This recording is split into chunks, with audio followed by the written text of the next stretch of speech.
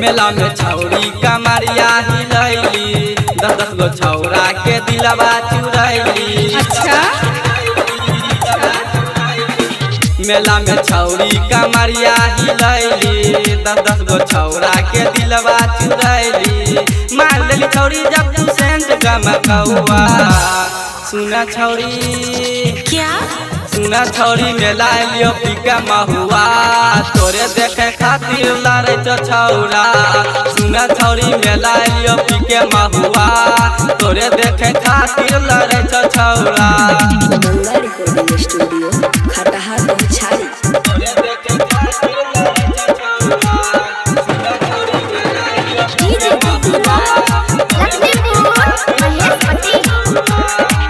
Stage पे नाचे छी कमरिया हिलाई गे, यही ले बुढ़वा छौरा तोरा पे फिदा गे। गौवा जवार हिले, यूपी बिहार हिले, तोहरे देखे के खातिर डीजे पे मार होइले। स्टेज पे नाचे छी कमरिया हिलाई गे, यही ले बुढ़वा छौरा तोरा पे फिदा गे। हम जब पी के दारू और महुआ। सुने छौरी देखाई तो लफुआ छौरा, सही सनतिया तोरे दिहे पौआ। सुने छौरी देखाई तो लफुआ छौरा, सही सनतिया तोरे दिहे पौआ। मंगला रिकॉर्डिंग स्टूडियो खटहा पहुंचाई।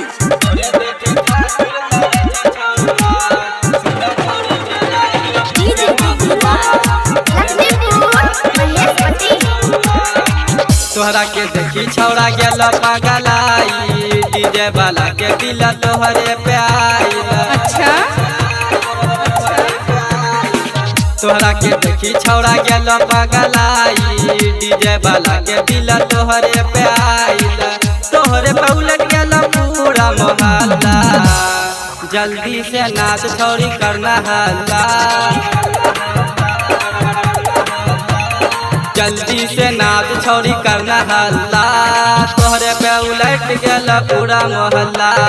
जल्दी से नाच छौरी करना हल्ला, तोहरे पे उलट गेल पूरा मोहल्ला। मेला में छौरी कमरिया हिलैली, 10 गो छौरा के दिलवा चुरैली। मार लेली छौरी जब तू सेंट गमकौआ।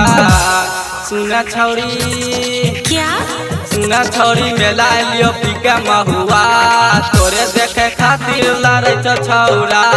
सुना छौरी मेला लियो पीके महुआ, तोरे देखे खातिर लड़े छौरा। सुना छौरी मेला लियो पीके महुआ, तोरे देखे खातिर लड़े छौरा। मंगला रिकॉर्डिंग स्टूडियो खटहा गौछा।